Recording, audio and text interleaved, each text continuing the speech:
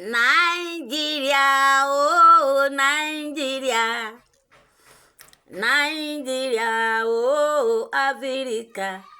Ìlú tó lóyìn, ìlú tó ládùn tó ń san fún wàrà. Nigeria, oh Nigeria, Nigeria, oh Africa. Ìlú tó lóyìn, ìlú tó ládùn tó ń san fún wàrà. Iye ayé le koko bí ojú ẹja. Àwa ẹ̀dá àdámọ̀ ló bà ayé jẹ́ o. Àwa ló bà jẹ́. Àwa ló dàrú. Ilé ayé dọ̀wọ́ wa o. Ayé Nàìjíríà o Nàìjíríà. Nàìjíríà o Áfíríkà. Ìlú tó lóyìn, ìlú tó ládùn tó ń san fún wàrà. God bless Nigeria. I Prophet mi ò kọ̀rọ̀ multi-talented. Mi tún rántí orí mi yẹn ní orí mi yìí. Orin tí mi kọ nínú rẹ́kọ̀dù mi àtúbọ̀tán Nàìjíríà ní ìyá 2000 follow one mi nìyẹn. Bẹ́ẹ̀ ni, àtorin àtewì ni mi fi ṣe. Ibi tí mi wá ń lọ leléyìí. Mo pe àkọlé òjìji ayé tòní ní àwa la lè tún ṣe. Bẹ́ẹ̀ ni, àwa la lè tún Nàìjíríà ṣe. Ìwọ tó ń wo fídíò mi, tó ń wo ṣóò mi, o lè tún Nàìjíríà ṣe. Èmi tí mò ń ṣe yìí, mo lè tún Nàìjíríà ṣe. Ẹ̀yin tẹ́ ń wò mí, ẹ̀yin náà lè tún Nàìjíríà ṣe. Ẹ jẹ́ kí n sọ àwọn ìdí àtìtúmọ̀ kan fún yín tí mo wò pé tá a bá lè máa ṣe lọ báyìí, Ọlọ́run gbọ́, Nàìjíríà náà ó máa dàbí abroad ni. Àwọn nẹ́tíwọ́ọ̀kì kan wọ́n ń pín nẹ́tíwọ́ọ̀kì yẹn lọ́fẹ̀ẹ́. Wọ́n ń pín lọ́fẹ̀ẹ́, wọ́n ń pín lọ́fẹ̀ẹ́. Wọ́n gbà nẹ́tíwọ́ọ̀kì tí kì í ṣe wípé kò tàná ṣe ń pín lọ́fẹ̀ẹ́. Nẹ́tíwọ́ọ̀kì tó jẹ́ pé wàláhì oní sáfíìsì ẹ̀ dáa jù. Tó bá jẹ́ pé wọ́n sanwó òpolówó ni, Ọlọ́run gbọ́, mi ò bá dárúkọ nẹ́tíwọ́ọ̀kì yẹn fún yín. Wọ́n sáfọn jáde, wọ́n ń pín lọ́fẹ̀ẹ́, wọ́n ń fáwọn èèyàn lọ́fẹ̀ẹ́. Mo wá ní ọ̀fẹ́ kẹ̀. Nẹ́tíwọ́ọ̀kì pé mo ti ní nẹ́tíwọ́ọ̀kì yẹn náà lọ́wọ́ tẹ́lẹ̀ o. Mo sàsúnmọ́ wọn because I am a journalist. Gbogbo orú nǹkan bẹ́ẹ̀ yẹn kí n lè rí nǹkan mú wá fún yín, fact kí n lè rí mú wá fún yín. Mo gbọ́dọ̀ ní kémi náà ó gan ní kí n ṣe é dà bí èdè àwọn Haúsá. Mo bá súnmọ́ wọn DJ ọ̀fẹ́ kẹ̀ láì gbowó wọn ní bẹ́ẹ̀ ni. Kí ló dé? Wọ́n láwọn fi ń ṣe ẹ̀bùn ọ̀fẹ́ fáwọn kọ́sítọ́mà wọn. Wọ́n lẹ́ni tó bá ti wá ń lo nẹ́tíwọ́ọ̀kì nǹkan tẹ́lẹ̀tẹ́lẹ̀ wọ́n ló tún lè gbà á. Mo bá lọ dá. Wọ́n ní ọwọ́ àjẹsára ọlọ́jọ́ wọnú. Ẹran wọ́n ní omú wá ní epo, wọ́n ní omú wá ní àbí iyọ̀. Ó yá ẹ fẹ́ mi náà. Náà bá ní NIN mi ń kọ́. Èmi dẹ̀rẹ̀ tí n bá ń jáde lọ, gbogbo information mi ló máa ń wà pẹ̀lú mi, including my ID card. Gbogbo ẹ̀ ló máa ń wà nínú báàgì mi. Mo bá yọ NIN, mo bá yọ lé wọn lọ́wọ́. Wọ́n ń rẹ́gísà mi lọ́wọ́ báyìí. Àwọn kan tí wọ́n ń dé.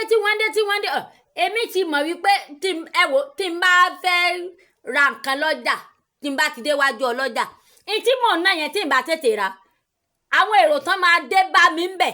Kẹ́ni tó ń tajà yẹn kó ti fọwọ́ lẹ́rán tẹ́lẹ̀tẹ́lẹ̀. Tí mo bá débẹ̀ báyìí, wọ́n á ṣùrùbó ni. Níbi tó jẹ́ pé wọ́n kàn play sáǹdì ní tẹ́yẹ mi ìbẹ́ẹ̀lì kankan wájú wọn. Báwọn èèyàn ṣe ń dé nìyẹn. Àwọn tó wá ń dé yẹn, àwọn yẹn wá ń query wọn. Wọ́n ní NIN yín dà. Ẹnìkan fẹ́ NIN ẹ̀ lẹ̀. Wọ́n ní ìwọ ńkọ́. Ó ní NIN lélẹ̀. Wọ́n bá ní how old are you? Ó ní 15 years. Wọ́n ní you are not qualified.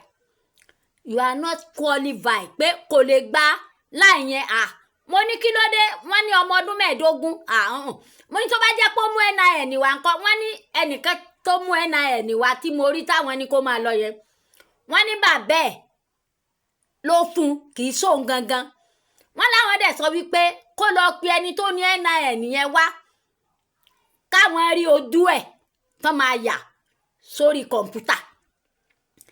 ẹdìyẹn mú ilé mi kan wá wà ní UI, mo ní kí sìsá mi bá mi gbàyàn síbẹ̀, dẹ̀ mo sọ fábúrò mi náà kó náà bá mi gbàyàn síbẹ̀. Ọpẹ́yẹmí everybody ló mọ̀, Ṣàngó tó ń ṣiṣẹ́ ní cultural center, mo ní kó bá mi gbàyàn síbẹ̀. So àbúrò mi yẹn wá gba kíátíkà tó máa bá mi gbàyàn síbẹ̀. Àbúrò mi bá pè mí pé àǹtí mi kíátíkà bọ́n ṣe ń débẹ̀ báyìí, àǹtí mi kàn ń rìjẹ́tì gbogbo àwọn tí ẹ́jẹ̀ǹtì mú lọ́bẹ̀ ni o. Àǹtí mi sọ pé àwọn ò gbà wọn o. Mo bá ní máa pe àǹtí mi, bá pe àǹtí mi, sísà mi ẹ ra mà, àwọn tẹ́nàntì tí wọ́n ń wálé wá sí ibẹ̀ yẹn wọ́n lè sọ wípé ẹ gbà wọ́n. Àǹtí mi láwọn ò gbà wọ́n ni, wọ́n kéré jù, wọn ò tí ì màṣúọ̀. Tẹ́ bá tiẹ̀ rí fóònù dẹ̀ǹdẹ̀dẹ̀ǹdẹ̀ báyìí ni wọ́n ń gbé lọ́wọ́, fóònù bọ̀kùà ni wọ́n ń gbé lọ́wọ́ kọ́dà. Èyàn ò sì mọ́rú iṣẹ́ tí wọ́n ń ṣe. Mo ní ẹ̀bá interview wọn, wọ́n á sọ irú iṣẹ́ tí wọ́n ń ṣe fún yẹn. Wọ́n ṣe wọ́n sọ fún yàn wípé irú iṣẹ́ báyìí làwọn ń ṣe. Níbo wọ́n ti rádúrú fóònù kẹ́yọ̀ máa gbé fóònù tí ń lo oko yẹ báyìí lọ́wọ́, àwọn ò lè gbà wọ́n. Mo ló dáa, mo ti gbọ́ sísá mi lẹ́lòmíì bá tún dé, yẹn bá tún pè mọ́ láǹtí mi, ẹni tó tún wá sọ́dọ̀ yín wọ́n lè sọ pé ẹ̀gbà àǹtí mi láwọn ò gbà Boko Haram. àǹtí mi kí ló dé tẹ́bí mọ̀ pé Boko Haram? àǹtí mi lèmi ò gbédè ẹnu rẹ̀ ni, àwọn ògbédè tí ń sọ wo tí n bá rẹ́ni tí mo mọ̀ tí mo gbédè rẹ̀ tó náà gbédè mi ìlànà tó gbà. Mo wá rántí ìgbà tí mo máa ń travel, tá a bá lọ sí nọ́ọ̀tì báyìí, tá a bá ń bọ̀, àwọn tí wọ́n ń ṣọ́ ojú ọ̀nà wọ́n á já gbogbo èrò tó wà nínú ọkọ̀ sílẹ̀. ẹni tí wọn ò bá ti gbọ́ Yorùbá lẹ́nu rẹ̀ kò ní tẹ̀lé mọ́tò yẹn, wọ́n á já sílẹ̀ ni.